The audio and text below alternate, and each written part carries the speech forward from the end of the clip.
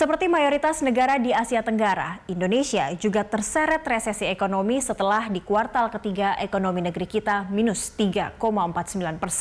Tapi di balik rapor ekonomi kuartal ketiga ada beberapa sektor yang pertumbuhannya tokcer, ada pula yang menjan. Ini dia fakta datanya. Kita mulai dengan menengok produk domestik bruto atau PDB. Berdasarkan harga berlaku PDB kita di kuartal ketiga cuma 3.894,7 triliun rupiah. Bandingkan dengan kuartal ketiga tahun lalu di mana PDB kita masih 4.067,8 triliun rupiah. Dengan demikian pertumbuhan ekonomi Indonesia minus 3,49% secara tahunan. Ini jauh lebih baik dari kuartal kedua di mana pertumbuhan ekonomi jeblok hingga minus 5,32%. Kendati pun terpaksa jatuh dalam resesi ekonomi, pertumbuhan segitu masih lebih baik dari kondisi ekonomi tahun 1998 di mana ekonomi Indonesia pernah jatuh hingga minus 6,65%. Beberapa lapangan usaha menunjukkan lompatan pertumbuhan di kuartal ketiga.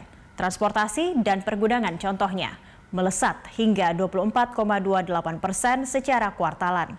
Padahal di kuartal sebelumnya minus 29,18%. Ini menempatkan sektor ini yang paling tinggi lompatannya. Di peringkat kedua ada penyediaan akomodasi dan makan minum dengan pertumbuhan sebesar 14,79%. Serta sektor jasa kesehatan dan kegiatan sosial yang tumbuh 13,73%. Berapa sih PDB sektor transportasi dan pergudangan? Jika di kuartal kedua sektor ini cuma menghimpun PDB sebesar 131,9 triliun, di kuartal ketiga naik menjadi 171,2 triliun rupiah. Memang sumbangannya masih kalah dengan industri pengolahan atau sektor pertanian, kehutanan, dan perikanan, tapi pelonggaran PSBB di sejumlah provinsi diduga membuat sektor transportasi dan pergudangan mulai bergeliat. Dan itu ditunjukkannya dengan tumbuh paling tinggi. Seluruh lapangan usaha yang berjumlah 9 seluruhnya menunjukkan pertumbuhan positif. Ini rapornya.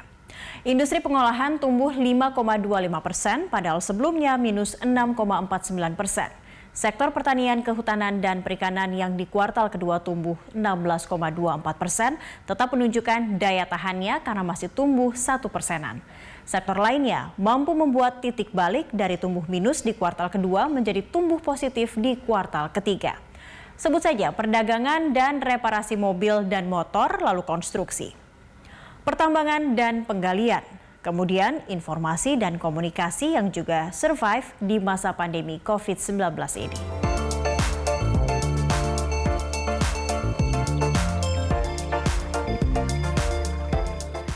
Saat masih menjabat Kepala Bappenas, Bambang Brojonegoro menyatakan antara 1980 hingga 1996 negeri kita tidak hanya mengandalkan sumber daya alam, tapi juga manufaktur.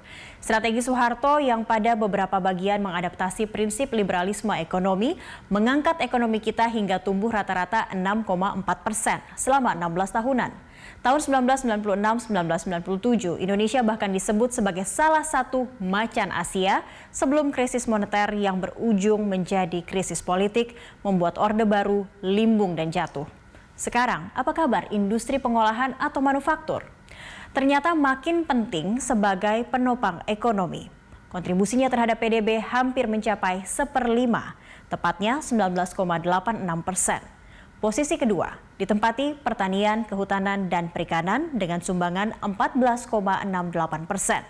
Ranking 3 diduduki sektor perdagangan, reparasi mobil, dan motor dengan kontribusi sebesar 12,83%. Keempat, ada konstruksi dengan sumbangan 10,60%. Dan kelima, pertambangan dan penggalian sebesar 6,16%. 5 sektor ini menyumbang 2/3 PDB Indonesia. Jika kita dalami data BPS di kuartal ketiga, PDB industri pengolahan mencapai 773,6 triliun rupiah, naik 41 triliunan dibandingkan kuartal kedua. Pertumbuhan ekonomi dipengaruhi sejumlah faktor dari konsumsi rumah tangga, konsumsi lembaga non-profit yang melayani rumah tangga atau LNPRT, lalu pembentukan modal tetap bruto atau investasi, serta konsumsi atau belanja pemerintah, ekspor, dan impor. Dari semua komponen ini, belanja pemerintah melesat pada kuartal ketiga. Secara tahunan, di kuartal ketiga, belanja pemerintah menjadi satu-satunya yang positif, yaitu 9,76%, dibandingkan dengan kuartal kedua saat belanja pemerintah negatif 6,90%. Sumbangan belanja pemerintah terhadap PDB sebesar 377,5 triliun rupiah. Angka ini masuk akal sebab pemerintah menggeber belanja dengan stimulus jumbo yang total bernilai 695,2 triliun rupiah. Penyaluran dana pemulihan ekonomi nasional atau PEN di kuartal ketiga memang digenjot. Hingga 30 September atau hari terakhir kuartal ketiga, dana PEN yang disalurkan berjumlah 318,5 triliun rupiah. Dan hingga 18 November, penyaluran dana PEN naik lagi menjadi 408,61 triliun atau 58,7% dari pagu. Rapor komponen pengeluaran pembentuk PDB lainnya benar-benar menjan. Ekspor misalnya nyungsep karena minus 10,82%. Investasi masih lebih baik meskipun tetap minus 6,48%. Adapun konsumsi rumah tangga yang selama ini oke punya juga tumbuh minus 4%. Sementara impor merosot tajam hingga minus 21,86%. Kabar baiknya, di bulan Oktober lalu ekspor kita naik 3%-an menjadi 14,39 miliar dolar Amerika Serikat. Dalam 10 bulan pertama 2020, total ekspor mencapai 131,53 miliar dolar Amerika Serikat. Meski turun dibandingkan periode yang sama tahun 2019, kinerja ekspor ini memberi secercah harapan agar ekonomi Indonesia tumbuh positif di kuartal keempat tahun ini.